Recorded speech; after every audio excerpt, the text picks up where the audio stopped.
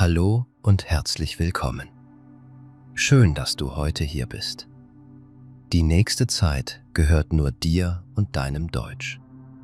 Du musst heute keine Prüfung machen. Du musst keine langen Listen auswendig lernen. Du musst auch nicht jedes Wort sofort verstehen. Du kannst einfach zuhören. Du kannst langsam lesen. Du kannst leise mitsprechen, wenn du möchtest. Du kannst einzelne Sätze wiederholen. Du kannst aber auch einfach ruhig sitzen und die deutsche Sprache hören. Es gibt keinen Druck. Wenn du ein Wort nicht verstehst, ist das völlig in Ordnung. Höre einfach weiter.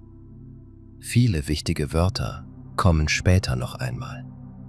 Manche Wörter hörst du heute 2, 3 oder 4 Mal. Das ist Absicht. Durch Wiederholung werden neue Wörter vertrauter. Bekannte Wörter geben dir Sicherheit.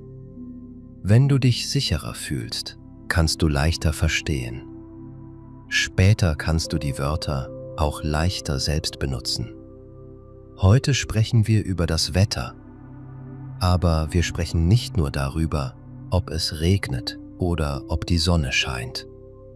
Wir sprechen über eine besondere Alltagserfahrung in Deutschland.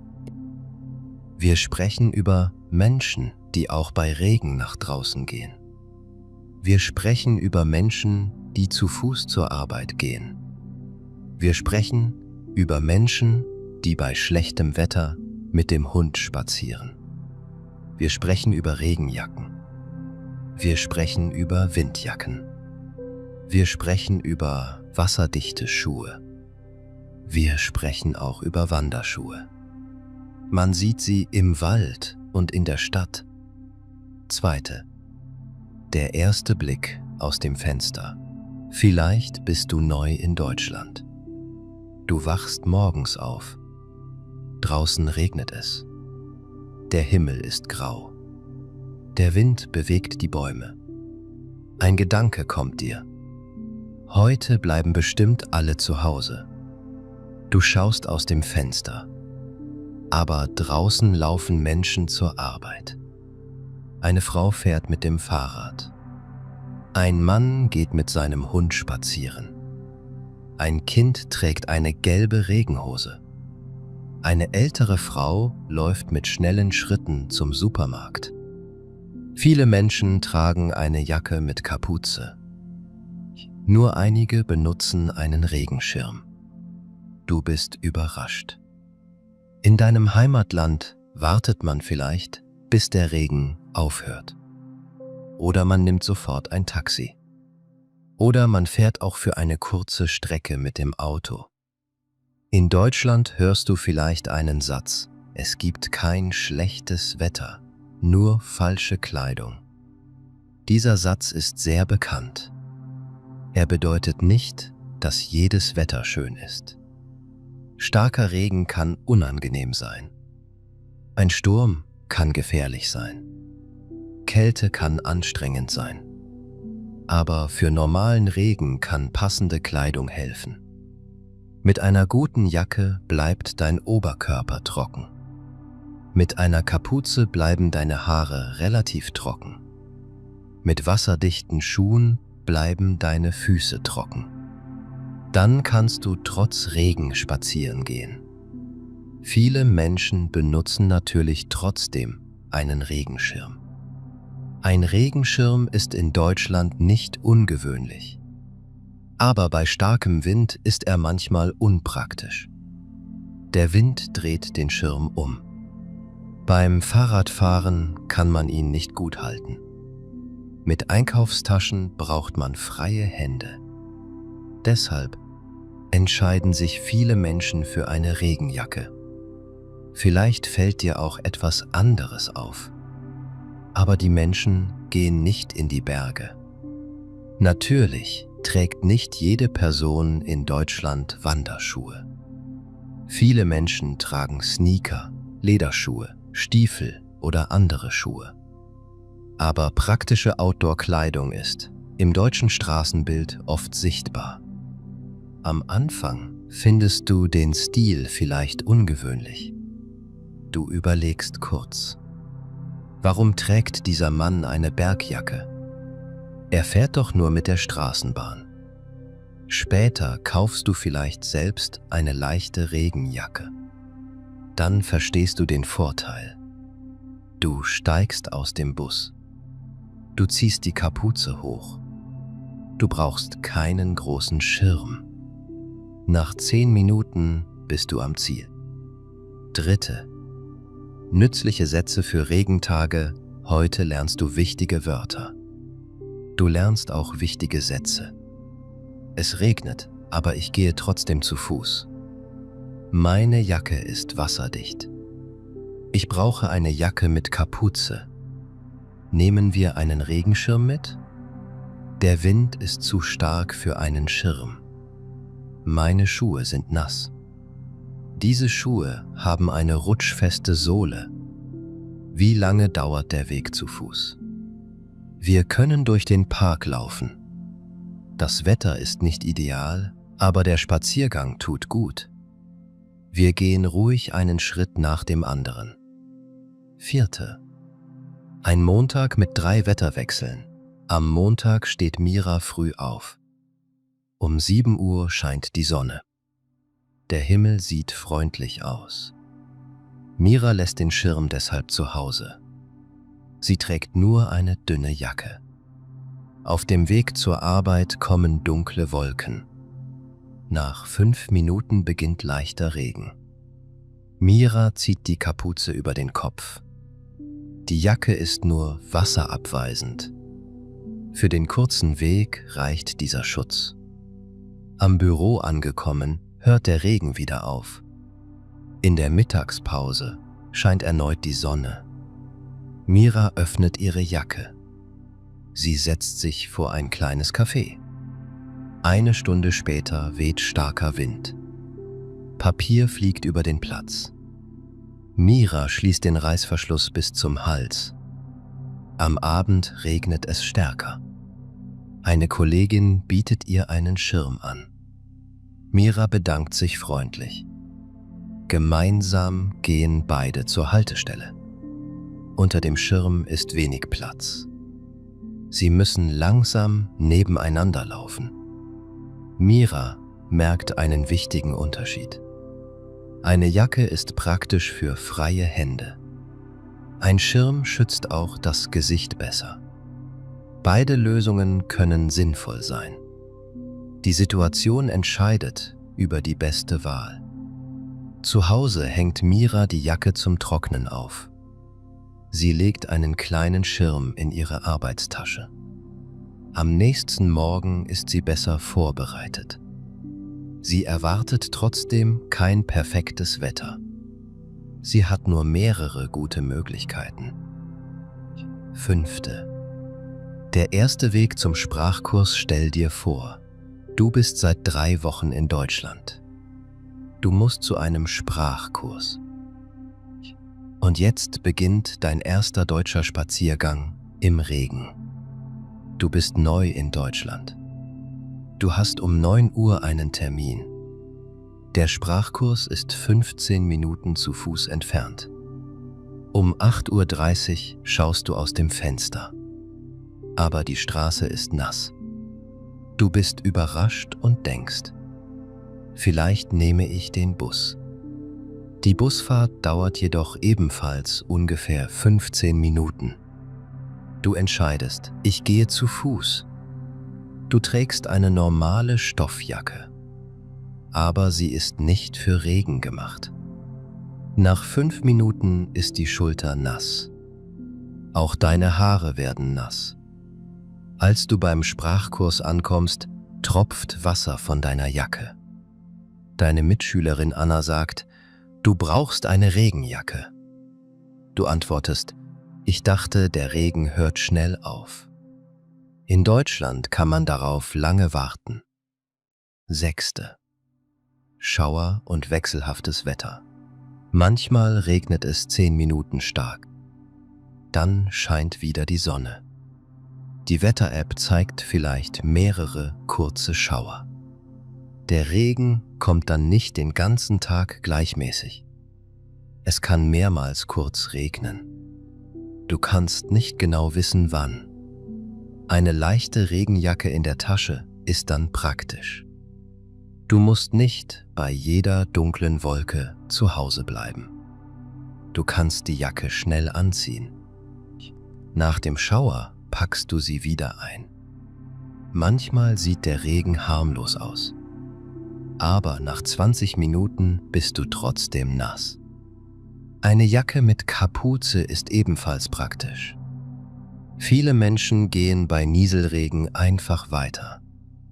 Natürlich benutzen auch Menschen in Deutschland Regenschirme. Du siehst sie vor Büros, Geschäften und Bahnhöfen. Bei starkem Wind kann er kaputt gehen.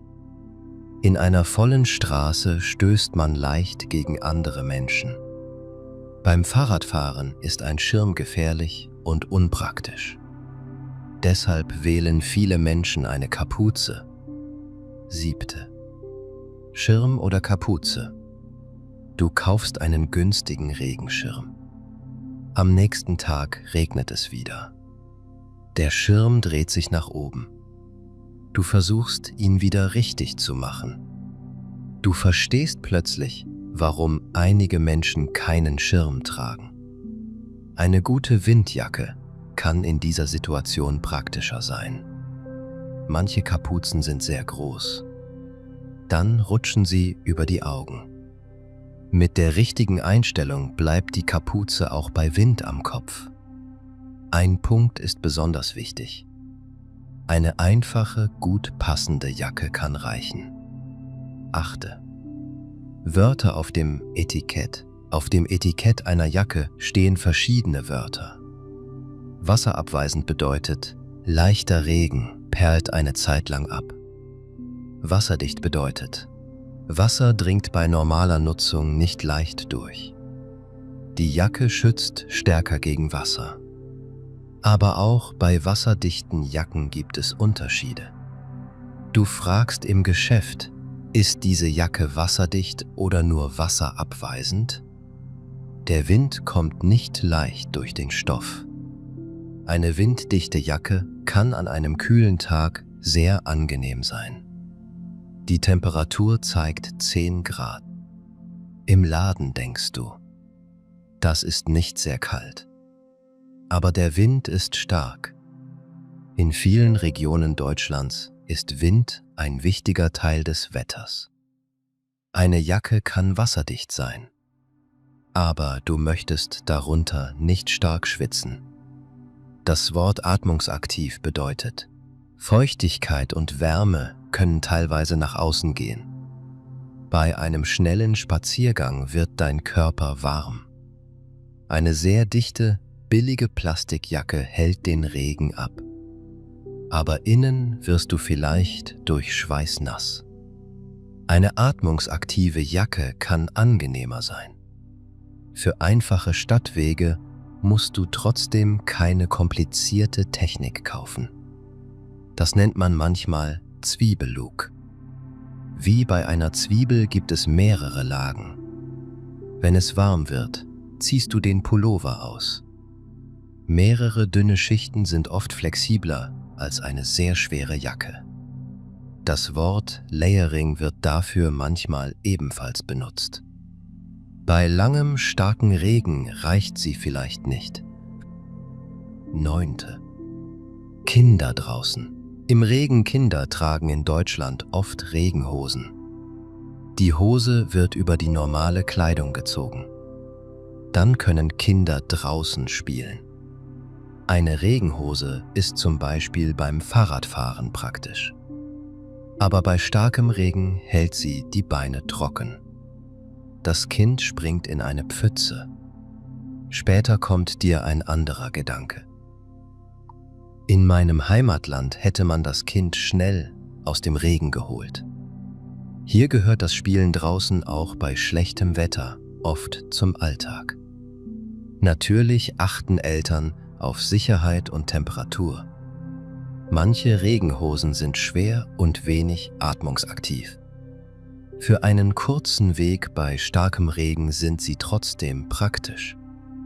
Du brauchst nicht für jedes Wetter ein eigenes Paar Schuhe. Überlege, was zu deinem Alltag passt. 10. Nasse Schuhe. Im Büro, du gehst mit dünnen Stoff-Sneakern zur Arbeit. Du trittst in eine tiefe Pfütze. Das Wasser kommt sofort durch den Schuh. Im Büro sitzt du mehrere Stunden mit kalten Füßen. Am Abend sagst du, ich brauche bessere Schuhe für Regentage. Eine Frau trägt elegante Kleidung und feste Wanderschuhe. Praktische Schuhe können auch Teil der Straßenmode sein. Trotzdem wäre eine allgemeine Schlussfolgerung falsch. Viele Menschen tragen normale Sneaker. Im Büro tragen einige Personen elegante Schuhe. Der Stil hängt von Alter, Beruf, Stadt und persönlichem Geschmack ab. Outdoor-Schuhe sind sichtbar und beliebt, aber nicht für alle Menschen. Deutschland hat viele verschiedene Kleidungsstile. Zwischen einem leichten Sneaker und einem schweren Bergstiefel gibt es viele Modelle. Sie haben oft eine stärkere Sohle. Manche sind wasserabweisend oder wasserdicht. Viele Menschen mögen diese Mischung aus Alltag und Funktion. Du drehst den Schuh im Geschäft um. Du schaust auf das Profil. Ein Gehweg kann Kopfsteinpflaster haben. Im Park gibt es Erde und Steine. Im Winter kann es rutschig sein. 11. Hohe und niedrige Schuhe. Ein hoher Wanderschuh stabilisiert teilweise den Knöchel. Für normale Stadtwege reicht vielen Menschen ein niedriger Schuh. Achte jetzt auf die Passform. Der Schuh sitzt bequem und sicher. Ein Wanderschuh darf nicht zu klein sein. Beim Gehen bewegt sich der Fuß. Mit dicken Socken braucht er etwas Platz. Aber der Schuh darf auch nicht zu groß sein. Dann rutscht die Ferse. Im Geschäft probierst du beide Schuhe an. Du möchtest es genauer wissen. Kann ich mit diesen Schuhen kurz im Laden laufen? Eine Blase ist eine kleine schmerzhafte Stelle an der Haut.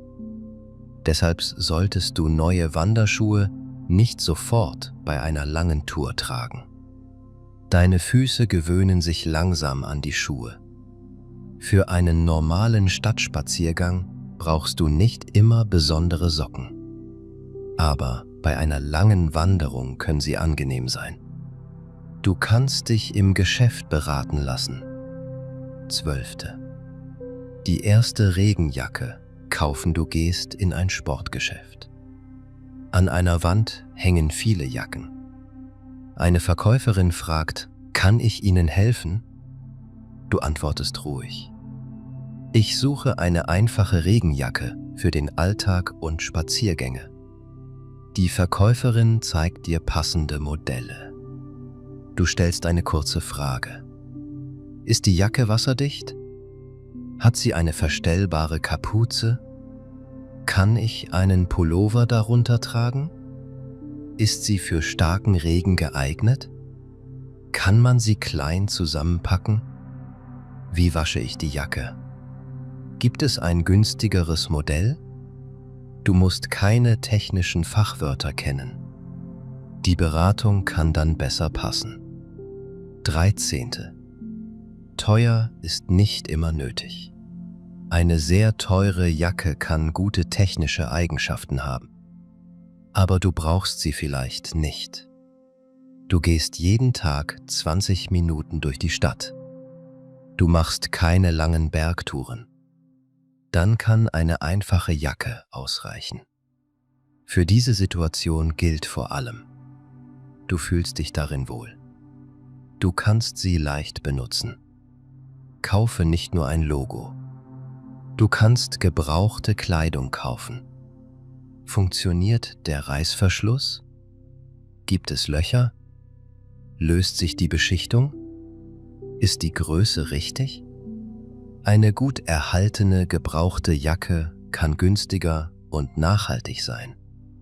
Für eine einzelne Wanderung musst du nicht sofort alles kaufen.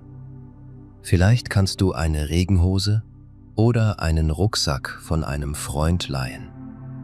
Im Geschäft fragst du nach: Kann ich deine Regenhose für das Wochenende ausleihen? Der Freund sagt: Ja, aber bitte bring sie sauber zurück. Du probierst die Kleidung vorher an. Geliehene Ausrüstung muss ebenfalls gut passen. 14. Kleidung richtig benutzen. Eine Regenjacke schützt nur gut, wenn sie richtig getragen wird. Wenn die Jacke offen ist, kommt Wasser hinein. Aber viele Menschen vergessen es bei leichtem Regen. Dann sagen sie, die Jacke funktioniert nicht. 15. Die Tasche unter der Jacke. Die Tasche liegt außen auf der Regenjacke. Nach 20 Minuten ist sie nass. Dokumente in der Tasche werden feucht. Ein wasserdichter Rucksack oder eine Schutzhülle kann helfen. Du kannst wichtige Papiere zusätzlich in eine Plastikhülle legen. Für den Alltag reicht oft ein einfacher Schutz. Nicht nur dein Körper braucht trockene Kleidung. Auch deine Sachen brauchen Schutz. Viele Wanderrucksäcke haben eine Hülle in einem kleinen Fach. In der Stadt kann sie ebenfalls praktisch sein. Besonders wenn du einen Laptop transportierst. Trotzdem solltest du empfindliche Geräte zusätzlich sicher verpacken. Eine Hülle kann verrutschen oder nicht vollständig dicht sein. 16. Warten auf die verspätete Straßenbahn. An einem Dienstag fährt die Straßenbahn nicht pünktlich.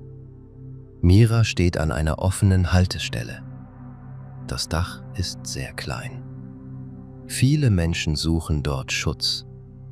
Mira bleibt am Rand stehen. So blockiert sie nicht den Eingang. Der Wind drückt den Regen unter das Dach. Miras Hosenbeine werden langsam feucht. Ihre kurze Jacke schützt nur den Oberkörper. Ein älterer Mann hält einen großen Schirm. Er achtet auf die Menschen neben ihm. Die nasse Spitze zeigt immer nach unten. Ein Kind trägt eine rote Regenhose. Das Kind wartet ruhig bei seinem Vater. Nach 8 Minuten kommt eine Durchsage. Die Bahn hat weitere 10 Minuten Verspätung. Mira prüft die Karte auf ihrem Handy. Zu Fuß braucht sie 25 Minuten. Mit weiterem Warten dauert es vielleicht länger. Sie entscheidet sich für den Fußweg. Vorher schreibt sie ihrer Kollegin eine Nachricht. Die Bahn hat Verspätung. Ich komme etwas später. Dann steckt sie das Handy sicher weg. Sie geht mit ruhigen Schritten los. Auf nassen Blättern läuft sie besonders vorsichtig. An einer Ampel wartet sie ohne Eile. Nach 24 Minuten erreicht sie das Büro. Die Kollegin lächelt und sagt Guten Morgen. Mira ist etwas nass, aber nicht gestresst. Die frühe Nachricht hat Druck genommen. Seitdem plant sie bei Regen mehr Zeit ein. Pünktlichkeit beginnt manchmal schon beim Wetterbericht. 17. Nasse Kleidung trocknen. Du gehst 20 Minuten durch Regen. Im Büro ist deine Jacke außen nass. Dann wird auch der Stuhl nass. Du stellst sie nicht direkt an eine Heizung mit sehr hoher Temperatur. Starke Hitze kann manche Materialien beschädigen. Du lässt sie langsam trocknen. Einige Menschen haben im Büro ein zweites Paar leichte Schuhe. Sie wechseln die nassen Outdoor-Schuhe gegen saubere Büroschuhe. Das ist besonders im Winter praktisch. Am Abend wechselst du wieder. So bleiben deine Büroschuhe sauber. Du musst nicht durch Regen und Matsch mit dünnen Schuhen laufen. Diese Lösung verbindet praktische Kleidung und beruflichen Stil. 18. Mit dem Hund durch den Nasser Park. Miras Nachbar Ben hat einen kleinen Hund. Der Hund heißt Oscar. Oscar muss auch bei Regen nach draußen. Ben trägt eine lange Jacke mit Kapuze. An der Leine hängt ein kleines Licht. So ist Oscar im Dunkeln besser sichtbar. Mira begleitet beide an einem Abend. Im Park liegt viel nasses Laub. Oscar möchte durch jede Pfütze laufen. Ben lacht, bleibt aber aufmerksam. Ein Radfahrer kommt von hinten. Ben nimmt die Leine etwas kürzer. Mira geht auf der rechten Seite. Der Radfahrer kann sicher vorbeifahren. Unter einem Baum ist der Boden sehr weich. Miras Schuhe sinken leicht in den Schlamm. Das Profil gibt ihr guten Halt. Nach 20 Minuten wird der Regen stärker. Ben schlägt einen kürzeren Rückweg vor. Niemand muss die ganze Runde beenden. Zu Hause wartet ein altes Handtuch. Ben trocknet Oscars Pfoten sorgfältig. Er wischt auch den Bauch des Hundes ab. Danach hängt die nasse Leine an einem Haken. Mira stellt ihre Schuhe auf eine Matte. Sie stopft kein heißes Papier hinein. Die Schuhe trocknen langsam bei Raumtemperatur. Oscar trinkt Wasser und legt sich hin. Der Spaziergang war kurz, aber ausreichend. Tiere brauchen Bewegung und zugleich guten Schutz. Auch hier bedeutet Vorbereitung weniger Stress. 19. Der Satz mit dem Zucker: Kinder haben oft Kleidung für verschiedene Wetterlagen. Die Erzieher sagen, wir gehen auch bei Regen raus. Aber normaler Regen ist kein Grund, den ganzen Tag im Gebäude zu bleiben. Wir sind nicht aus Zucker. Du hörst manchmal den Satz, wir sind doch nicht aus Zucker. Das ist ein humorvoller Satz. Der Satz bedeutet, ein bisschen Regen ist nicht gefährlich. Man kann trotzdem nach draußen gehen. Der Satz wird oft locker gesagt. Bei Gewitter, Sturm oder gefährlichem Wetter ist Vorsicht trotzdem wichtig. Passende Kleidung macht vieles möglich, aber sie schützt nicht vor jeder Gefahr. 20. Der erste Herbststurm einige Wochen später gibt es eine Sturmwarnung. Mira hatte einen Waldspaziergang geplant. Am Morgen prüft sie die offizielle Warnung. Starke Böen werden für den Nachmittag erwartet. Im Wald können Äste herunterfallen. Mira sagt den Spaziergang deshalb ab. Sie fühlt sich zunächst enttäuscht. Die neue Regenjacke liegt schon bereit. Doch gute Kleidung schützt nicht vor fallenden Ästen. Mira schreibt Anna eine kurze Nachricht. Heute gehen wir nicht in den Wald. Anna antwortet sofort. Gute Entscheidung. Wir treffen uns im Museum. Beide fahren mit der Straßenbahn dorthin. Auf dem Weg sehen sie umgestürzte Mülltonnen. Ein Baustellenschild liegt auf dem Gehweg. Mira hält Abstand und informiert einen Mitarbeiter.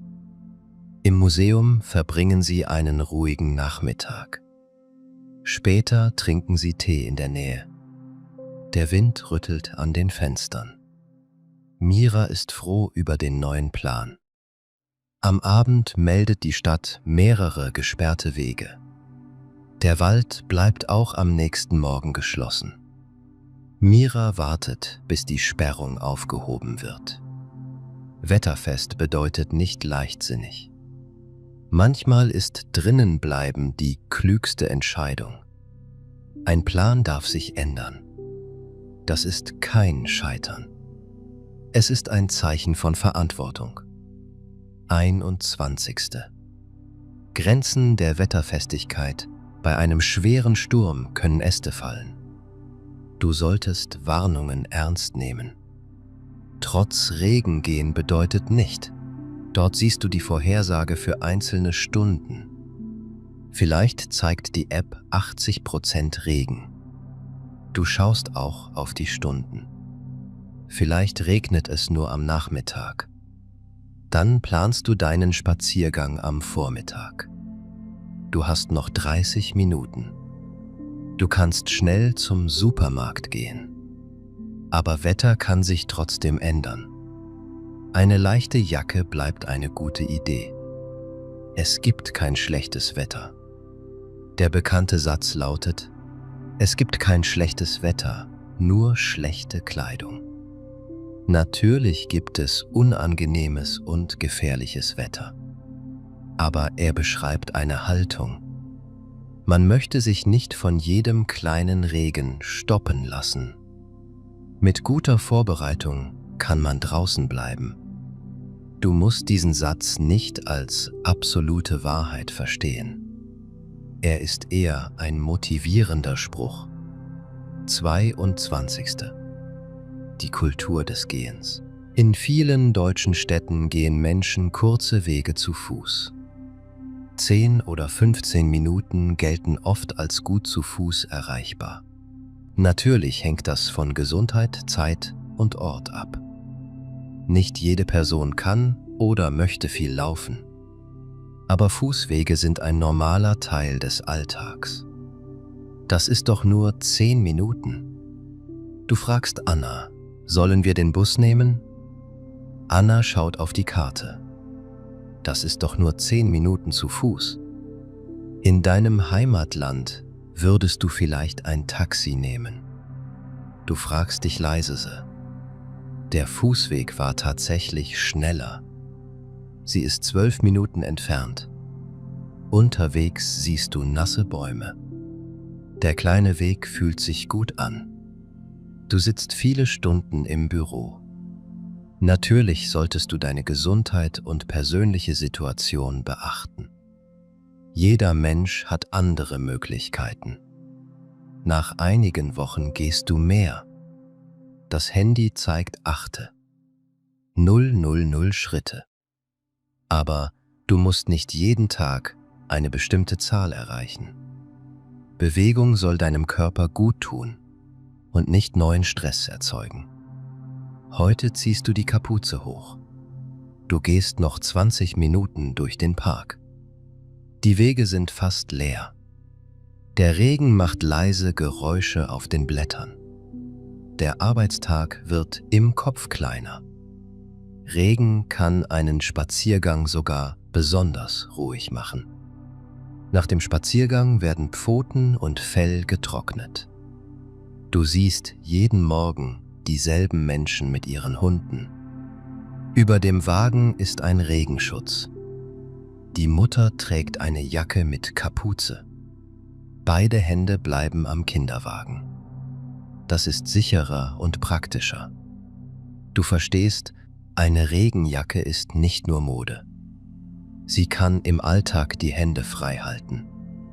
Bei Dunkelheit und Regen ist Sichtbarkeit besonders wichtig.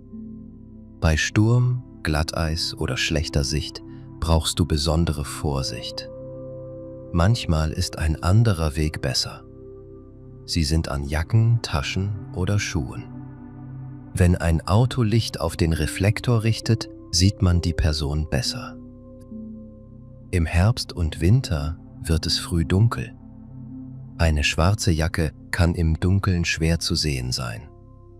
Helle Farben oder reflektierende Elemente erhöhen die Sichtbarkeit.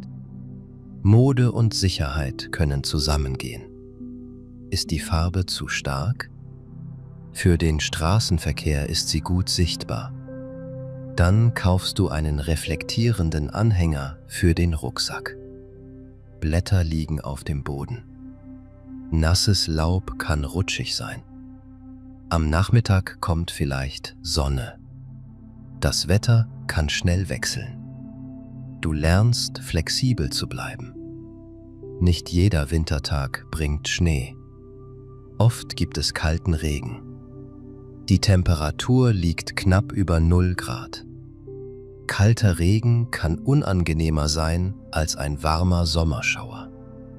Du brauchst eine wasserdichte äußere Schicht.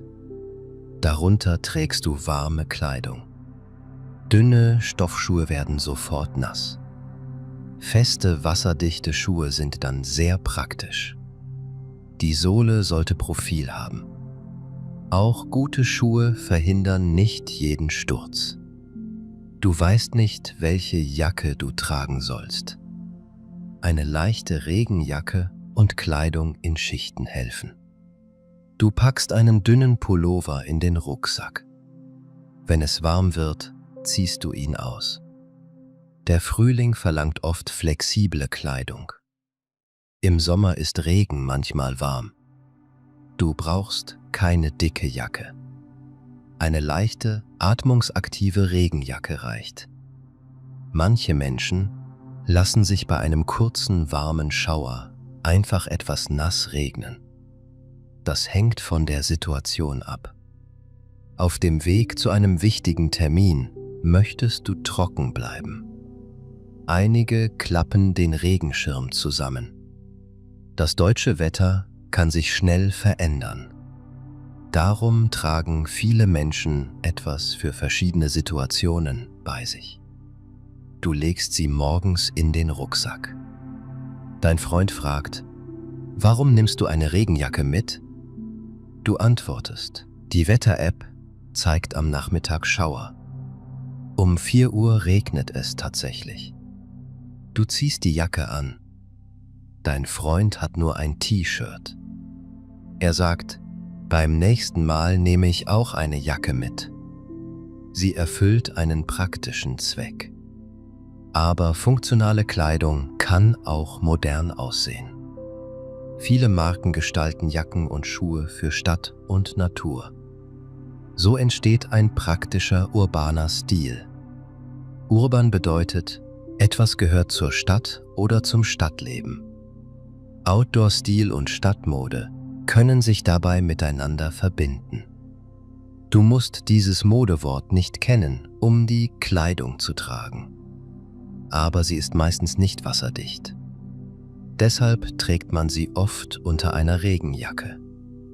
Dieses Schichtsystem ist beim Wandern und im Alltag beliebt. Viele Menschen tragen Softshell-Jacken im Alltag. Du solltest wissen, dass Softshell und echte Regenjacke nicht immer dasselbe sind. Der Stoff kann fester und weniger weich sein. Für kurze Stadtwege brauchst du vielleicht keine schwere Hardshell. Aber manche Menschen mögen den zuverlässigen Schutz. Das Wort klingt technisch, ist aber im Outdoor-Bereich häufig. Viele Kollegen kommen in Regenjacken und festen Schuhen. Die Outdoor-Kleidung schützt viele Menschen nur auf dem Arbeitsweg. In einem formelleren Beruf wechseln Menschen möglicherweise die Schuhe. Praktische Kleidung auf dem Arbeitsweg sagt nichts über Professionalität im Büro aus. Dieses Beispiel zeigt einen einfachen Punkt. Man kann formelle Kleidung schützen. Bei starkem Regen ist ein dünner, eleganter Mantel nicht immer genug. Ein praktischer äußerer Schutz kann teure Kleidung trocken halten. Dort stellen Menschen nasse Regenschirme hinein. Du solltest deinen nassen Schirm nicht offen im Flur liegen lassen. Andere Menschen könnten darüber stolpern. Schüttle den Schirm draußen vorsichtig aus. Achte darauf, niemanden nass zu machen. Dann stellst du ihn in den Schirmständer. Bei Regen tragen Menschen Wasser ins Gebäude. Der Boden am Eingang wird rutschig. Du wischst deine Schuhe auf der Matte ab. Manchmal steht ein Warnschild. Auch mit guten Schuhen solltest du aufmerksam sein. Regenkleidung schützt vor Nässese, aber nicht vor jeder Gefahr. Erwachsene versuchen oft, sie zu vermeiden. Du siehst eine Pfütze auf dem Gehweg. Ein Auto fährt schnell durch eine große Pfütze. Wasser spritzt auf den Gehweg. Du bist froh, dass der Stoff wasserabweisend ist. Bei Regen solltest du etwas Abstand zum Straßenrand halten. Du achtest auch beim Überqueren der Straße auf Sichtbarkeit. Autofahrer sehen Fußgänger bei Dunkelheit und Regen schlechter. Du schaust trotzdem nach links und rechts. Sicherheit ist wichtiger als ein schneller Weg. Bei Regen schauen einige Fußgänger nach unten. Dann laufen sie auf dem Radweg. Auch bei Regen achtest du auf Schilder und Markierungen. Deshalb ist passende Kleidung wichtig.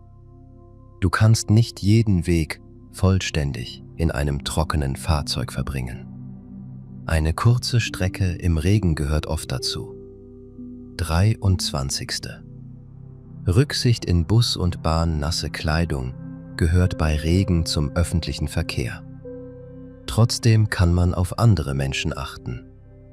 Mira steigt mit einem nassen Schirm in den Bus. Sie schließt ihn schon vor der Tür. Die Spitze hält sie nach unten. So tropft weniger Wasser auf andere Fahrgäste. Der Bus ist sehr voll. Mira nimmt den Rucksack vom Rücken. Sie hält ihn nah am Körper. Eine Frau kann dadurch leichter vorbeigehen. Auf dem Boden entsteht eine kleine nasse Stelle. Mira setzt den Schirm in eine leere Tüte. Die Tüte hatte sie vorher eingepackt. Nicht jede Person macht das so. Doch für lange Fahrten ist es praktisch. Ein Mann trägt eine sehr große Kapuze. Beim Umdrehen sieht er wenig zur Seite. Er schiebt die Kapuze kurz zurück. Dann erkennt er den freien Sitz besser. An der nächsten Haltestelle steigt ein Kind ein. Mira macht etwas Platz. Der Vater bedankt sich. Beim Aussteigen öffnet Mira den Schirm erst draußen. Sie bleibt nicht direkt vor der Tür stehen. Andere Menschen können den Bus verlassen. Kleine Bewegungen verhindern unnötigen Ärger. Regen verlangt keine perfekte Höflichkeit. Ein wenig Aufmerksamkeit reicht oft schon. 24. Eine gemeinsame Wanderung. Im Regen, im Frühling plant Mira eine einfache Wanderung. Anna, Ben und Oskar kommen mit. Die Route ist 12 Kilometer lang. Sie führt durch Wald und offene Wiesen. Am Morgen prüfen alle den Wetterbericht. Leichter Regen ist am Nachmittag möglich. Eine Sturmwarnung gibt es nicht. Mira trägt eingelaufene Wanderschuhe. Neue Schuhe wären für diese Strecke riskant. Im Rucksack liegen Wasser und ein trockenes Shirt. Anna nimmt eine kleine Sitzunterlage mit. Ben packt Futter und Wasser für Oskar ein. Am Bahnhof besprechen sie die Rückfahrt. Der letzte Bus fährt um 18 Uhr. Die Gruppe beginnt ohne Eile. Auf den ersten Kilometern bleibt es trocken. Dann fallen kleine Tropfen durch die Bäume. Alle ziehen ihre Jacken an. Der Weg wird an einer Stelle schlammig. Mira geht langsam am Rand entlang. Sie tritt nicht auf empfindliche Pflanzen. Nach 2 Stunden erreichen sie eine Schutzhütte. Dort essen sie Brot, Obst und Käse. Oskar bekommt Wasser und eine kurze Pause. Später ist ein Weg wegen Bauarbeiten gesperrt. Ein Schild zeigt eine sichere Umleitung. Die neue Strecke ist 1 Kilometer länger. Die Gruppe prüft die Uhrzeit. Trotzdem erreichen alle den Bus rechtzeitig. Niemand klettert über die Absperrung. Am Abend sind die Schuhe schmutzig. Die Stimmung ist dennoch sehr gut. Eine ruhige Planung hat den Tag getragen. 25. Die erste Wanderung bei nassem Wetter. Am Wochenende fragt Anna: Möchtest du mit uns wandern gehen? Du denkst an hohe Berge. Aber die Wanderung findet in einem Wald außerhalb der Stadt statt. Der Weg kann schlammig sein. Ein Spaziergang ist oft kürzer und ruhiger. Man geht durch die Stadt, den Park oder einen einfachen Weg. Der Weg kann durch Wald, Felder oder Berge führen.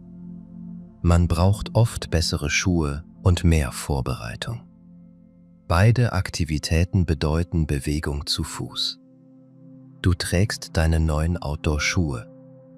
Andere Menschen rutschen leicht auf dem Schlamm. Deine Sohle gibt guten Halt. Nach 10 Minuten hört der Regen auf. Du solltest nicht mit sauberen weißen Stoffschuhen auf einen nassen Waldweg gehen. Nach der Wanderung lässt du den Schlamm trocknen. Dann bürstest du ihn ab. Du lässt sie langsam trocknen. Du benutzt bei Bedarf ein passendes Pflegemittel. Nicht jedes Mittel passt zu jedem Material. Leder braucht eine andere Pflege als synthetischer Stoff. Stelle nasse Schuhe nicht direkt auf eine sehr heiße Heizung. Deine Schuhe sind innen feucht. Lass die Schuhe an einem gut belüfteten Ort trocknen. Zu starke Hitze kann Kleber und Material beschädigen. 26. Pflege nach einem nassen Tag. Du kommst nach einem Regentag nach Hause. Wenn sie schmutzig ist, liest du zuerst die Waschhahnleitung. Funktionskleidung braucht manchmal besondere Pflege. Zu häufiges falsches Waschen kann den Schutz verschlechtern. In der Jacke ist ein Etikett. Du musst nicht alle Symbole sofort kennen. Wenn du unsicher bist, fragst du im Geschäft oder beim Hersteller. Der äußere Stoff stößt Wasser besser ab. Nach langer Nutzung funktioniert dieser Schutz vielleicht schlechter. Wasser bleibt auf dem Stoff liegen. Die Jacke wird außen schneller nass. Für einfache, günstige Kleidung lohnt sich eine komplizierte Pflege, vielleicht nicht immer. Du musst sie nicht sofort wegwerfen. Eine Schneiderei kann vielleicht helfen. Es gibt Reparaturflicken für Outdoor-Kleidung. Manche Hersteller bieten Reparaturen an. Eine kleine Reparatur spart Geld und Material. 27. Eine Jacke aus zweiter Hand Mira möchte keine teure neue Jacke kaufen. Sie besucht einen Laden für gebrauchte Kleidung. Dort hängen viele Mäntel und Sportjacken. Eine blaue Regenjacke passt ihr gut. Der Reißverschluss funktioniert ohne Probleme. Die Nähte sehen sauber aus. An einem Ärmel gibt es einen kleinen Fleck. Mira findet das nicht schlimm. Sie prüft auch die Kapuze. Die Kordel lässt sich noch einstellen. Die Verkäuferin erklärt die Rückgaberegeln. Mira liest das Etikett in Ruhe. Die Jacke darf nur bei niedriger Temperatur gewaschen werden. Ein starkes Waschmittel ist nicht empfohlen. Mira kauft die Jacke für einen fairen Preis. Zu Hause testet sie die Taschen. Eine Tasche schließt nicht vollständig. Mira näht einen kleinen Druckknopf an. Danach kann nichts leicht herausfallen. Beim ersten Regen bleibt Mira trocken. Die Jacke sieht nicht neu aus. Sie erfüllt aber ihren Zweck sehr gut. Mira freut sich über die Entscheidung. Gebrauchte Kleidung kann Geld sparen. Sie kann auch länger benutzt werden. Nicht jedes alte Produkt ist automatisch schlecht. Der Zustand ist wichtiger als das Alter. Bei Sicherheitsausrüstung gelten manchmal andere Regeln. Eine normale Regenjacke kann man jedoch gut prüfen. Mira kauft später auch einen gebrauchten Rucksack. Vor dem Kauf kontrolliert sie alle Nähte. Praktisch, günstig und passend ist genug. 28. Praktisch und trotzdem persönlich. Du kaufst eine dunkelgrüne Regenjacke. Sie passt zu deiner Kleidung. Du fühlst dich darin gut. Praktische Kleidung muss nicht langweilig sein. Es gibt viele Farben und Formen. Du kannst einen eigenen Stil haben. Entscheidend ist die passende Lösung. Du trägst die Kleidung gern. Dann benutzt du sie auch regelmäßig. Lass dich nicht von Trends unter Druck setzen. Praktisch bedeutet nicht, dass alle Menschen genau gleich aussehen müssen. 29. Ein Wochenende an der Nordsee im Oktober fährt Mira mit Anna an die Nordsee. Die Wetter-App zeigt Wind und kurze Schauer. Anna packt einen kleinen Schirm ein. Mira nimmt lieber ihre winddichte Jacke. Am Meer ist der Wind deutlich stärker. Annas Schirm öffnet sich zweimal nach hinten. Sie klappt ihn schließlich zusammen. Beide ziehen ihre Kapuzen enger. Der Strand ist breit und fast leer. Feiner Sand fliegt über den Boden. Mira trägt eine Brille. Sie schützt die Augen vor dem Sand. Die Freundinnen gehen nicht direkt am Wasser. Die Wellen sind heute sehr hoch. An einem Schild steht eine Warnung. Baden ist bei diesem Wetter nicht erlaubt. Mira und Anna respektieren die Information. Sie machen nur einen Spaziergang auf dem sicheren Weg.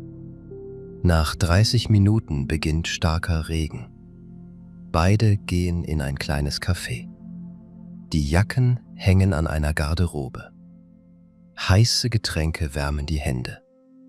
Anna sagt, der Schirm war heute keine gute Idee. Mira antwortet, an einem ruhigen Tag wäre er praktisch. Sie lachen über den umgedrehten Schirm.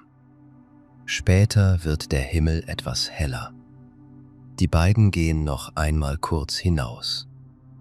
Der Wind bleibt stark. Darum halten sie Abstand von alten Bäumen. Am Abend trocknen die Jacken im Hotelzimmer.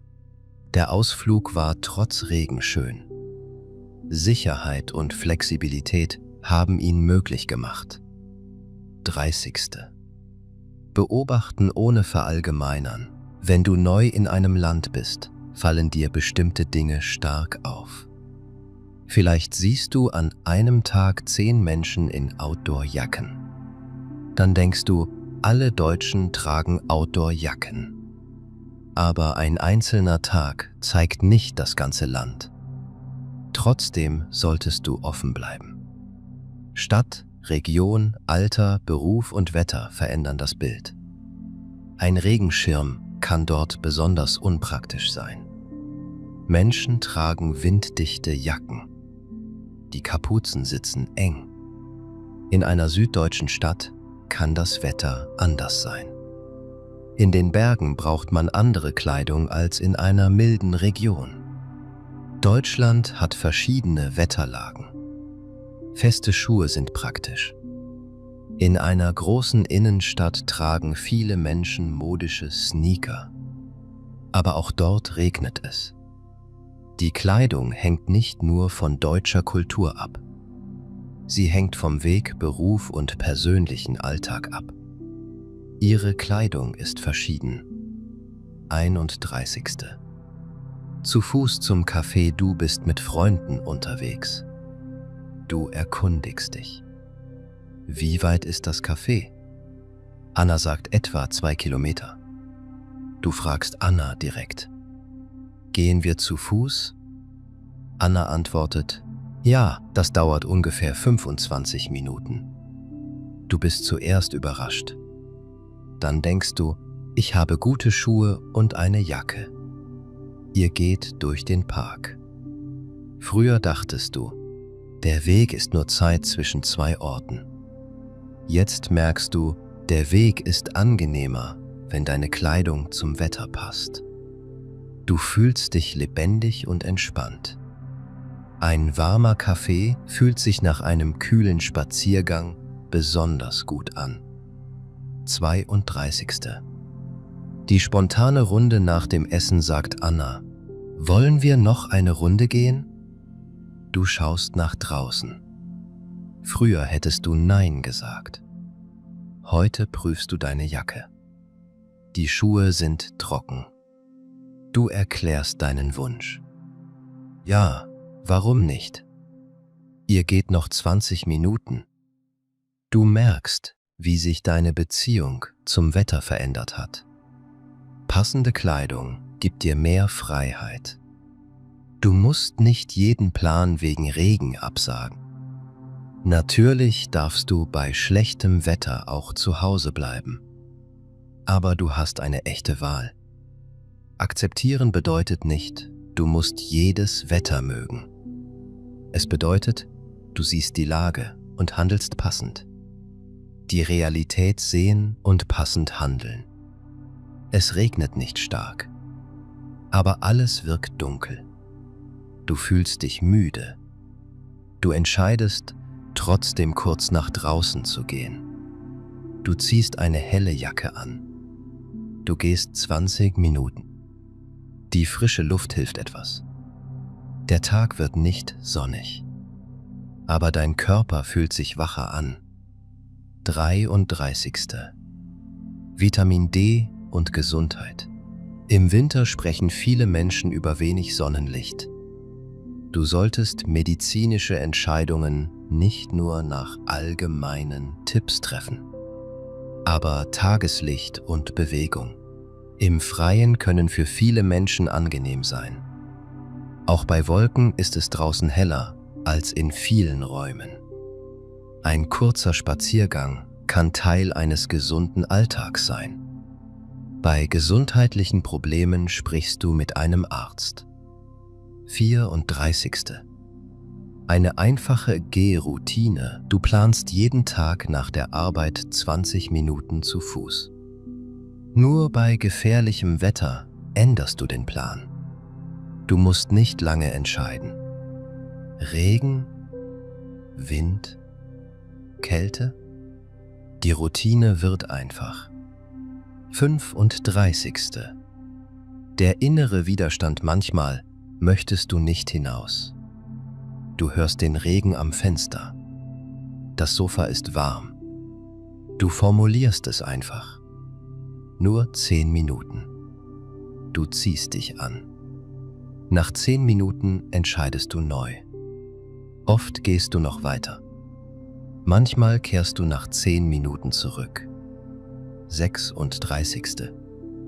Ein stiller Sonntag im Park. Du gehst an einem Sonntag im Regen spazieren. Der Park ist fast leer. Die Farben sind stark. Du hörst Tropfen auf der Kapuze. Die Stadt klingt ruhiger. Nach einer halben Stunde kommst du nach Hause.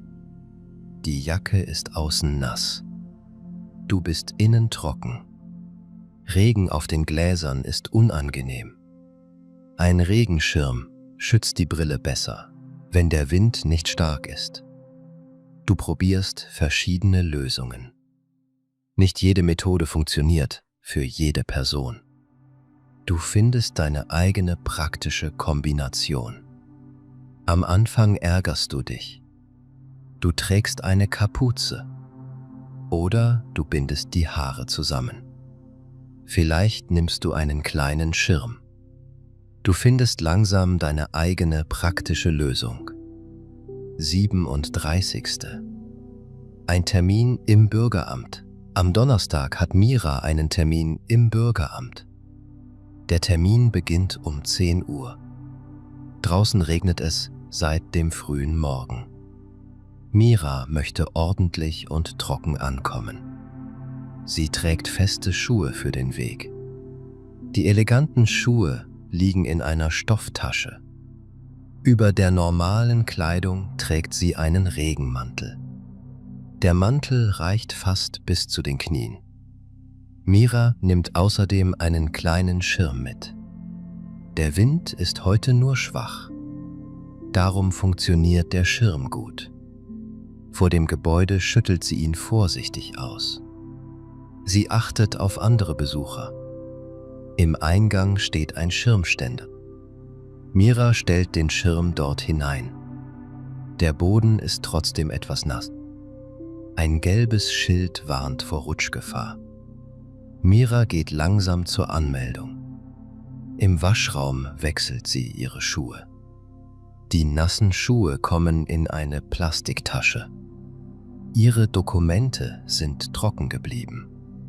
Sie lagen in einer geschlossenen Hülle. Am Schalter spricht die Mitarbeiterin freundlich. Mira kann sich gut konzentrieren. Sie friert nicht und fühlt sich vorbereitet. Nach dem Termin zieht sie wieder die festen Schuhe an. Der Regen ist jetzt schwächer.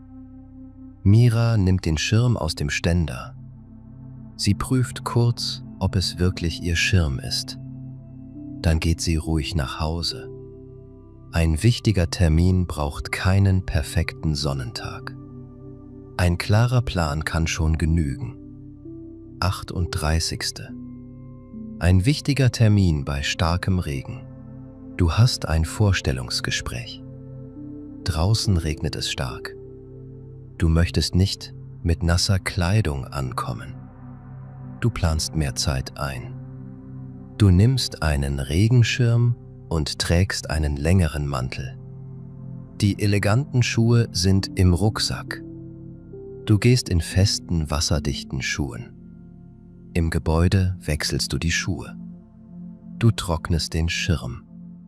Dann gehst du ruhig zum Gespräch. 39. Mehr Zeit einplanen. Bei Regen können Wege länger dauern. Plane 10 Minuten extra. Dann musst du nicht rennen. Du kommst gestresst an. Mit etwas zusätzlicher Zeit bleibt der Weg ruhiger. Pünktlichkeit und wetterfeste Kleidung gehören manchmal zusammen. 40. Die Hose wird nass, deine Jacke endet an der Hüfte. Bei starkem Regen läuft Wasser auf die Hose. Für einen langen Weg kann ein längerer Regenmantel besser sein. Es gibt keine perfekte Lösung für alle Situationen. Du kombinierst nach Bedarf. Für einen kurzen Weg reicht oft eine leichte Regenjacke. Für einen langen Weg hilft ein längerer Regenschutz. Bei einem wichtigen Termin planst du zusätzliche Zeit ein. Ein längerer Regenmantel kann in der Stadt elegant aussehen. Beim Fahrradfahren muss er gut sitzen und darf nicht in die Räder kommen. Ein sehr langer Mantel kann beim schnellen Gehen stören. Du probierst ihn im Geschäft. Du bewegst die Arme. Du gehst einige Schritte. Kleidung muss nicht nur im Spiegel gut aussehen. So schützt sie den Rücken, wenn man nach vorn gebeugt sitzt. Sie kann helle oder reflektierende Elemente haben. Die Ärmel sind lang genug. Der Stoff schützt vor Wind. Eine normale Regenjacke kann ebenfalls funktionieren. Aber Menschen, die täglich Fahrrad fahren, wählen oft spezielle Kleidung. Schutzbleche verhindern viel Wasser und Schmutz auf Kleidung und Rücken. Ohne Schutzblech kann eine nasse Straße einen langen Schmutzstreifen auf der Jacke machen. Für den Alltagsweg sind Schutzbleche praktisch. Auch die Kette und Bremsen brauchen bei nassem Wetter Aufmerksamkeit. Du musst den Verkehr sehen und hören. Eine zu große Kapuze kann gefährlich sein. Stelle sie gut ein. Manche Menschen tragen einen Helm und eine passende Regenabdeckung. Sicherheit ist wichtiger als trockene Haare. Benutze keine Kleidung, die sich im Fahrrad verfangen kann. Am Nebentisch trägt eine junge Frau schwere Wanderschuhe. Dazu eine weite Hose und eine modische Jacke. Die Schuhe sind Teil ihres Stils. Sie war vielleicht gar nicht wandern. Praktische Outdoor-Produkte sind in manchen Modegruppen beliebt. Du erkennst, Wanderschuhe können Sportausrüstung und Straßenmode zugleich sein. 41. Mode verändert sich. Früher galten manche Wanderschuhe als rein funktional. Heute werden ähnliche Schuhe in Modegeschäften verkauft. Ein Schuh kann in einem Jahr modern sein und später weniger. Du solltest einen Schuh nicht nur wegen eines Trends kaufen. Bequemlichkeit, Passform und Nutzung bleiben wichtig. Ein guter Schuh soll deinen Füßen dienen. Du siehst helle Outdoor-Schuhe, aber auf einem schlammigen Weg werden sie schnell schmutzig. Vielleicht sind sie eher für die Stadt gedacht. Nicht jedes Produkt mit Outdoor-Optik ist für schwierige Wanderungen geeignet. Frage: Sind diese Schuhe wirklich wasserdicht? Sind sie für längere Wanderungen geeignet? Eine Membran ist eine dünne Schicht im Material. Sie kann Wasser von außen abhalten und gleichzeitig etwas Feuchtigkeit nach außen lassen. Du musst die genaue Technik nicht verstehen. Merke dir diesen einfachen Grundsatz. Wasserdichte Schuhe können bei warmem Wetter weniger luftig sein. Kein Schuh ist für jede Jahreszeit perfekt. Du trägst dicke Socken. Der Schuh darf dadurch nicht zu eng werden. Dann werden die Füße kalt. Trockene Füße sind wichtig, aber genug Platz ist ebenfalls wichtig. 42. Zu warme Kleidung. Du ziehst eine dicke Winterjacke an. Es sind 12 Grad. Nach 10 Minuten Gehen schwitzt du stark. Dann öffnest du die Jacke. Du lernst, zieh dich so an, dass du weder frierst noch stark schwitzt. 43. Das richtige Tempo. Bei Regen läufst du vielleicht schneller. Aber auf nassem Boden ist ein ruhiges Tempo sicherer. Du machst normale Schritte. Du schaust nicht nur auf dein Handy. Du vermeidest glatte Metallflächen. Aufmerksamkeit bleibt trotzdem nötig. Die Steine können bei Regen glatt sein. Zwischen den Steinen gibt es unebene Stellen. Dünne Absätze sind unpraktisch. Feste Schuhe mit Profil geben mehr Sicherheit. 44. Treppen. Im Bahnhofstreppen werden bei Regen nass. Viele Menschen laufen schnell. Ein großnasser Regenschirm kann andere Menschen berühren. Du schließt ihn vor der Treppe, wenn es sicher möglich ist. Kleine Rücksicht verhindert Unfälle. 45. Die Wetterfrage. Im Smalltalk Wetter ist ein häufiges Gesprächsthema. Ganz schön nass heute. Der Wind ist stark. Zum Glück habe ich meine Regenjacke dabei. Morgen soll es besser werden. Am Wochenende soll die Sonne scheinen. Diese Sätze sind einfach. Du kannst mit Kollegen, Nachbarn oder anderen Wartenden sprechen. Typisch deutsches Wetter. Jemand sagt, typisch deutsches Wetter. Das ist oft ein Scherz. Deutschland hat nicht nur Regen. Es gibt heiße Sommer. Das Wetter ist regional verschieden. Der Satz meint meistens nur, heute ist es grau oder wechselhaft. Vielleicht ist der Himmel grau. Vielleicht wechseln Sonne und Regen schnell. Du musst ihn nicht als wissenschaftliche Aussage verstehen. Das Wetter wechselt schnell. Aber das Wort ist sehr bekannt. Dann sagst du, heute haben wir richtiges Aprilwetter. Dein Kollege schaut aus dem Fenster. Vor 10 Minuten schien die Sonne. Jetzt regnet es stark. 46. Wörter für starken und leichten Regen. Es regnet sehr stark. Man kann auch sagen, es regnet in Strömen. Oder es gießt. Diese Ausdrücke sind stärker als es regnet. Bei starkem Regen wartest du vielleicht einige Minuten unter einem Dach. Oder du ziehst vollständigen Regenschutz an. Auch wetterfeste Menschen müssen nicht freiwillig durch jeden Wolkenbruch laufen. Es regnet sehr leicht und fein. Du brauchst vielleicht keinen großen Schirm. Der Boden wird langsam nass. Die Sicht bleibt meistens gut. Viele Menschen ändern ihre Pläne wegen Nieselregen nicht. Du gibst eine kurze Antwort. Es nieselt nur. Wir können trotzdem gehen. Das Wort nur zeigt, du findest den Regen nicht sehr stark. Du kannst auch sagen, es weht ein starker Wind.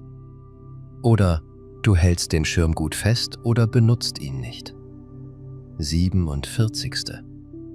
Ein Gespräch mit Anna. Du: Regnet es stark? Anna: Nein, es nieselt nur.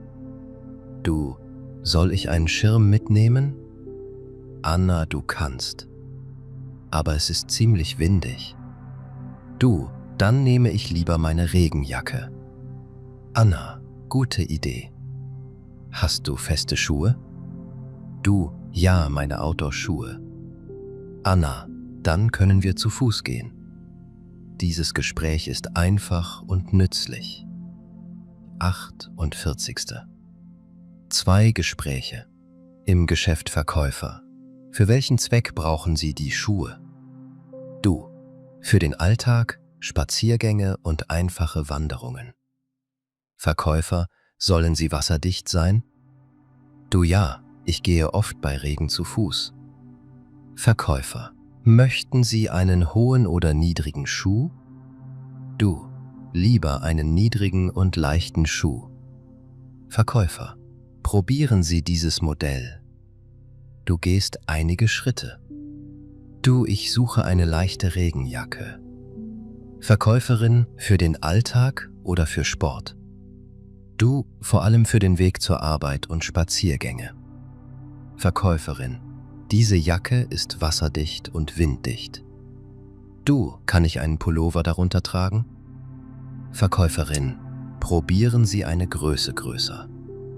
49. Nach dem Einkauf: Du hast eine Jacke und Schuhe gekauft. Zu Hause entfernst du die Etiketten nicht sofort. Du probierst alles noch einmal mit deiner normalen Kleidung. Du gehst einige Minuten in der Wohnung. Dann entscheidest du, sie passt wirklich zu deinem Alltag. 50. Typische Fehler und bessere Lösungen: Nur auf das Aussehen achten. Besser ist, auch Passform, Wetter und Nutzung prüfen. Fehler Nummer 2. Eine wasserabweisende Jacke für stundenlangen Starkregen erwarten.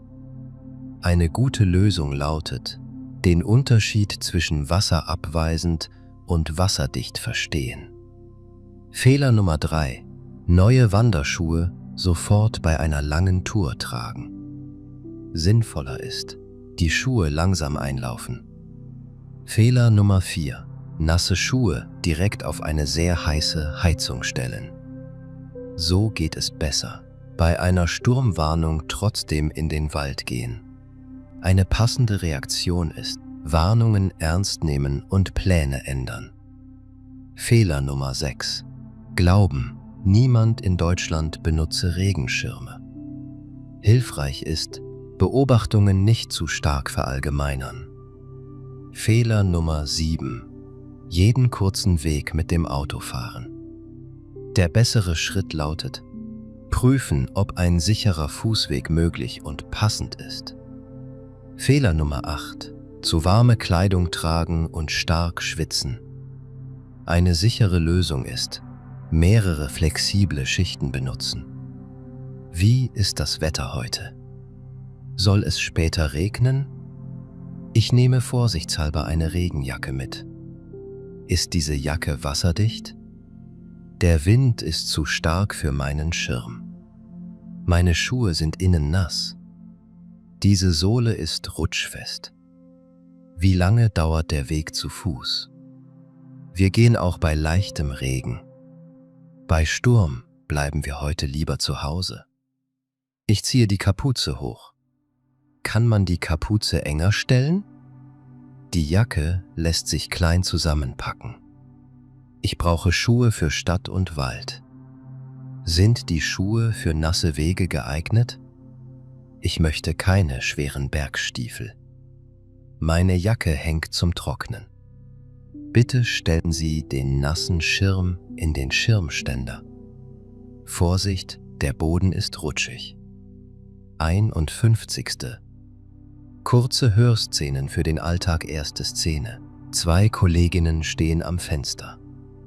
Eine sagt, es nieselt nur. Die andere antwortet, dann gehen wir zu Fuß. Zweite Szene. Ein Mann wartet an der Haltestelle. Er fragt, kommt der Bus bald? Eine Frau sagt, er hat 10 Minuten Verspätung. Dritte Szene. Eine Kundin probiert eine Jacke an. Sie fragt, ist die Kapuze verstellbar? Der Verkäufer zeigt ihr die Kordel. Vierte Szene. 2 Freunde planen einen Ausflug. Einer fragt, gibt es eine Sturmwarnung? Die andere Person prüft die Wetter-App. Fünfte Szene. Ein Kind kommt aus dem Kindergarten. Die Regenhose ist voller Schlamm. Der Vater lacht und nimmt ein Handtuch. Sechste Szene. Eine Frau betritt ein Büro. Sie stellt den nassen Schirm in den Ständer. Danach wischt sie die Schuhe auf der Matte ab. Siebte Szene. Ein Wanderer sieht eine Sperrung. Er folgt der markierten Umleitung. Er geht nicht über das Absperrband. Achte bei jeder Szene auf den nächsten Schritt.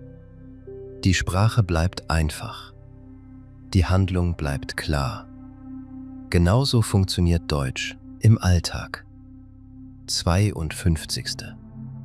Eine kleine Übung. Es nieselt und du gehst 10 Minuten zum Supermarkt. Was kannst du tragen? Eine leichte Regenjacke oder einen Schirm. Es gibt starken Wind. Was ist mit dem Schirm möglich? Er kann unpraktisch werden oder kaputt gehen.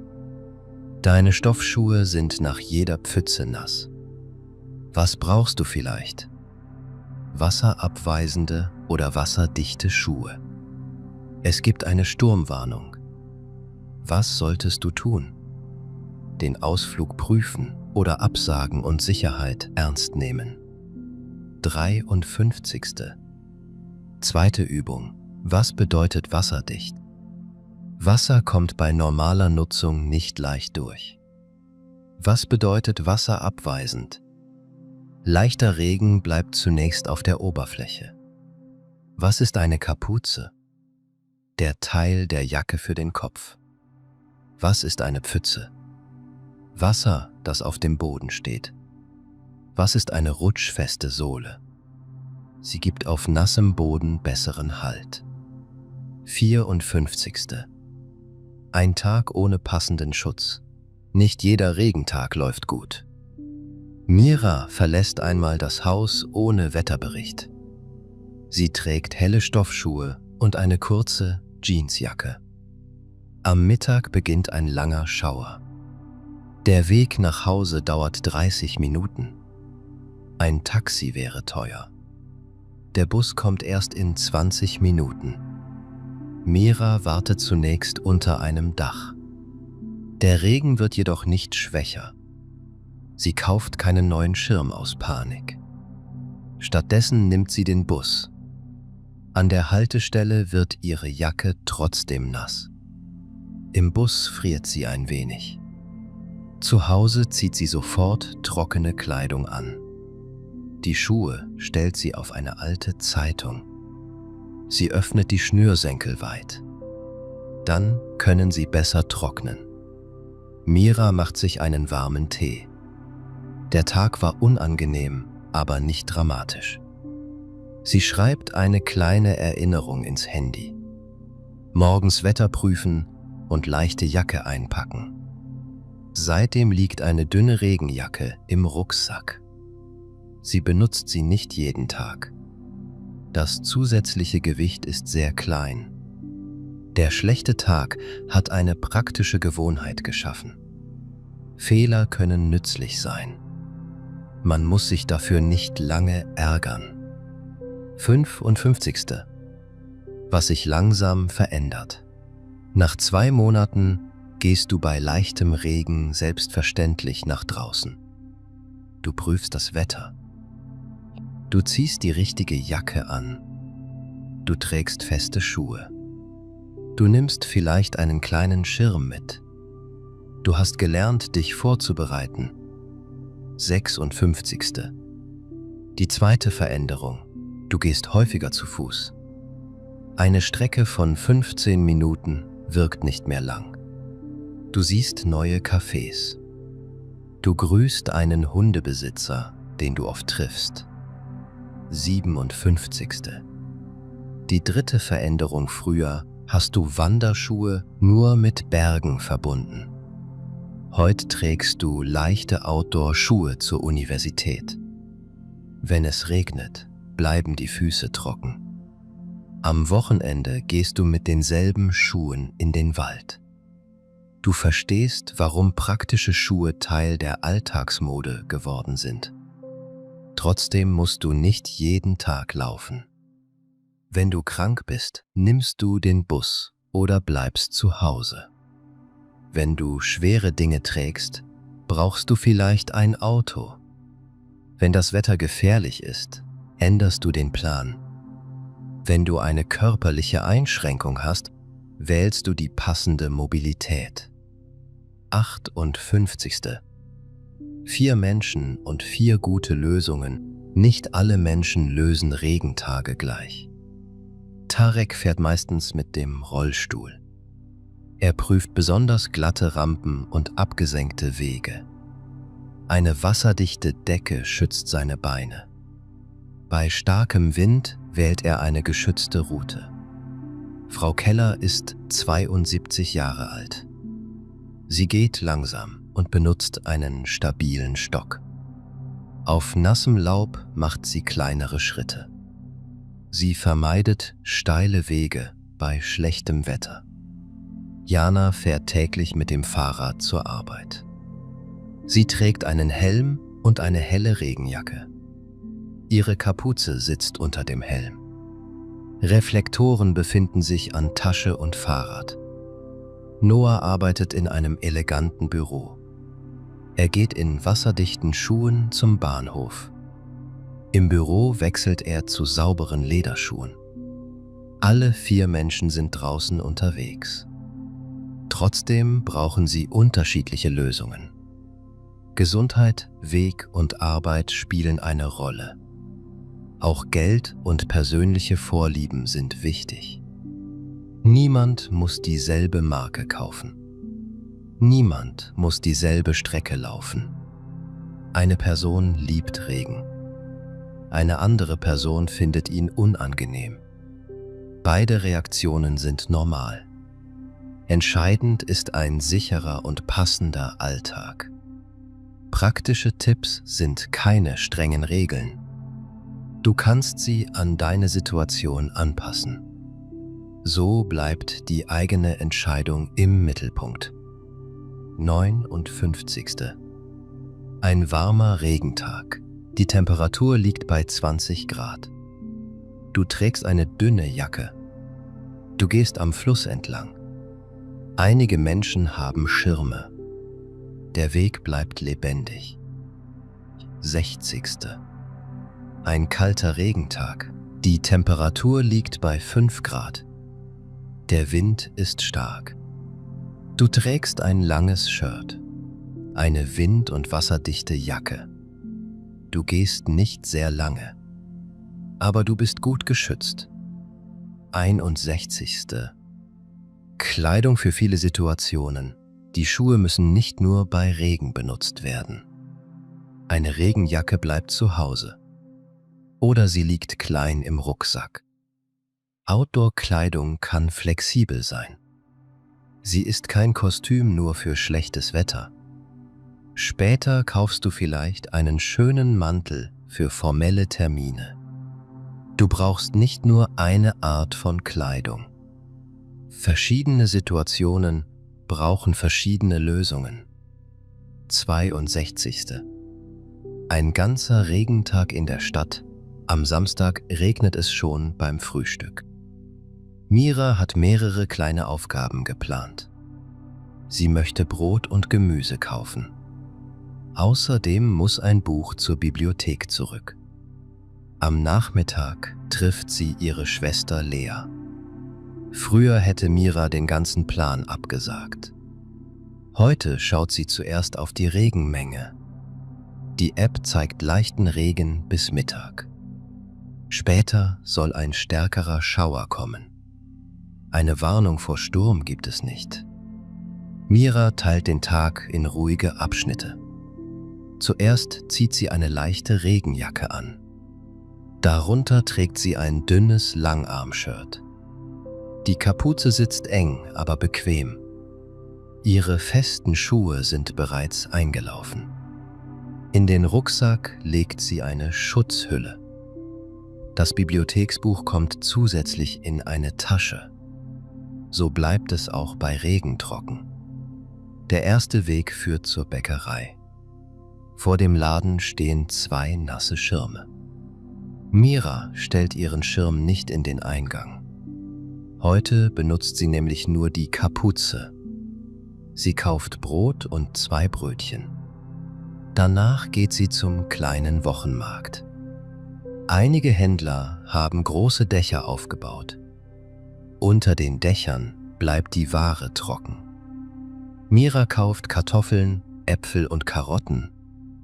Die Verkäuferin packt alles in einen Papierbeutel. Mira legt den Beutel tief in den Rucksack. Der nächste Weg führt zur Bibliothek. Auf dem Platz sammelt sich viel Wasser. Mira wählt den höheren Rand des Gehwegs. Sie springt nicht über breite Pfützen. Ein ruhiger Umweg ist sicherer. In der Bibliothek wischt sie die Schuhe ab. Das Buch ist vollständig trocken geblieben. Die Mitarbeiterin bedankt sich für die Rückgabe.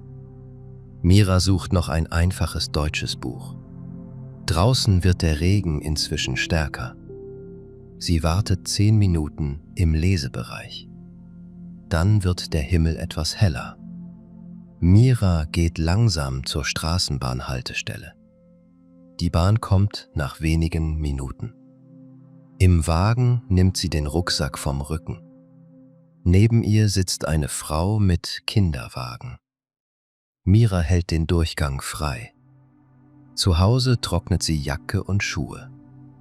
Am Nachmittag schreibt Lea eine Nachricht. Sollen wir unser Treffen verschieben? Mira prüft noch einmal die Vorhersage.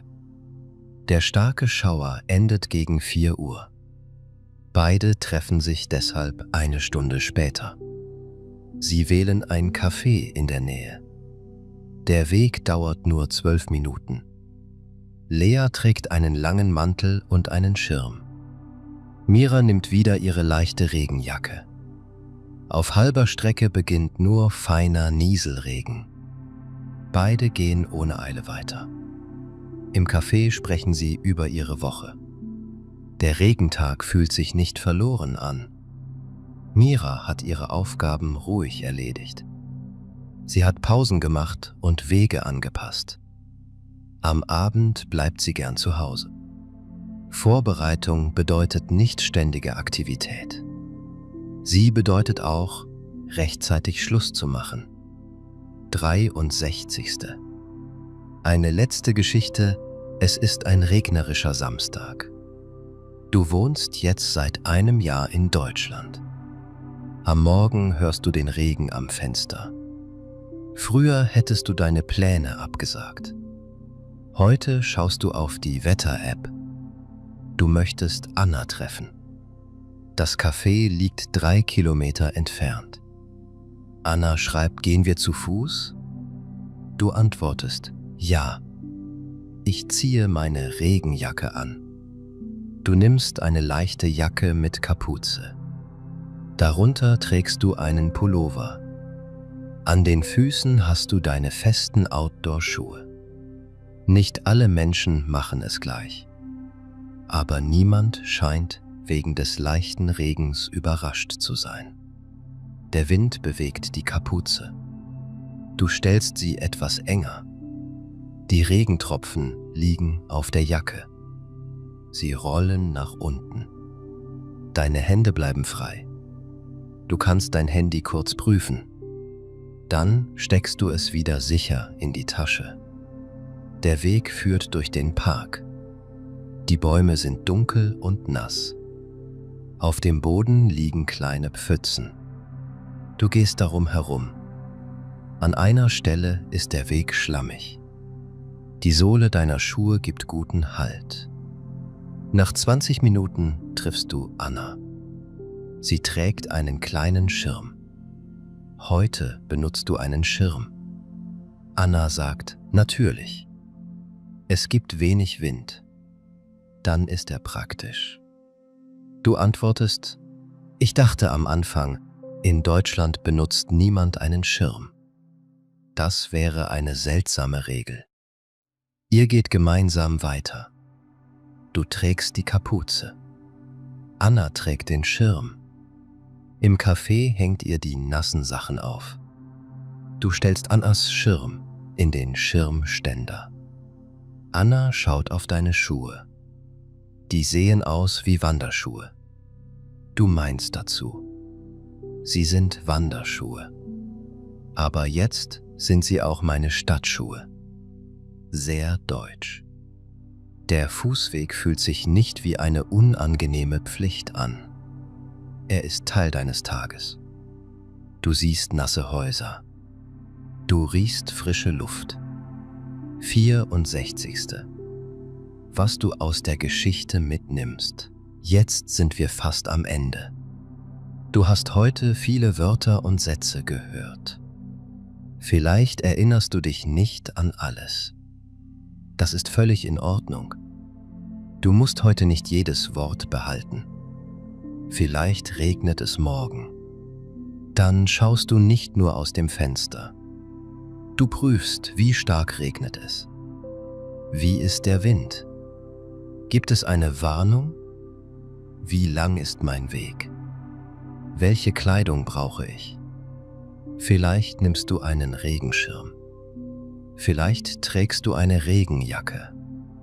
Vielleicht wartest du 10 Minuten, bis der starke Schauer vorbei ist. Du entscheidest passend zur Situation. Vielleicht siehst du Menschen ohne Schirm. Dann denkst du nicht, niemand in Deutschland benutzt einen Regenschirm. Am Fenster denkst du, viele Menschen finden eine Jacke mit Kapuze praktisch. Besonders bei Wind, auf dem Fahrrad oder mit freien Händen. Vielleicht siehst du Wanderschuhe in der Innenstadt.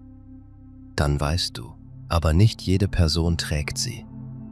Vielleicht möchtest du selbst neue Schuhe kaufen. Dann prüfst du, sind sie bequem? Passen sie zu meinem Fuß? Sind sie wirklich wasserdicht? Brauche ich einen hohen oder niedrigen Schuh? Ist die Sohle rutschfest? Kann ich sie in meinem Alltag benutzen? Vielleicht möchtest du eine Jacke kaufen. Dann fragst du, ist sie wasserdicht oder nur wasserabweisend? Ist sie winddicht? Passt ein Pullover darunter? Kann ich die Kapuze einstellen? Ist sie für meinen Alltag geeignet? Du musst nicht das teuerste Produkt kaufen. Du brauchst passende Kleidung, nicht möglichst viele Produkte. Atme noch einmal ruhig ein. Atme ruhig ein und langsam wieder aus. Du bist neu in Deutschland. Du musst nicht sofort jedes Wetter verstehen. Du darfst deine Gewohnheiten langsam verändern. Du darfst bei Regen zu Hause bleiben. Du darfst aber auch eine Jacke anziehen und hinausgehen. Du darfst einen Schirm benutzen. Du darfst eine Kapuze tragen. Du darfst Wanderschuhe mit Jeans kombinieren. Du darfst deinen eigenen Stil behalten. Die wichtigsten Sätze sind einfach: Es regnet, aber ich gehe trotzdem zu Fuß. Ich nehme vorsichtshalber eine Jacke mit. Der Wind ist zu stark für meinen Schirm. Meine Jacke ist wasserdicht. Diese Schuhe sind bequem und rutschfest. Wie lange dauert der Weg zu Fuß? Wir können durch den Park gehen. Bei Sturm bleiben wir lieber zu Hause. Diese Sätze sind jetzt nicht mehr völlig fremd. Du hast sie gehört.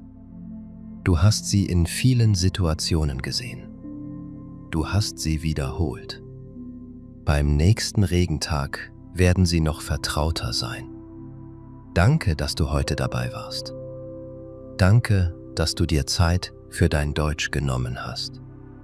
Du hast heute nicht nur neue deutsche Wörter gelernt. Du hast auch eine besondere Seite des deutschen Alltags kennengelernt. Regen bedeutet nicht automatisch, alle Pläne fallen aus.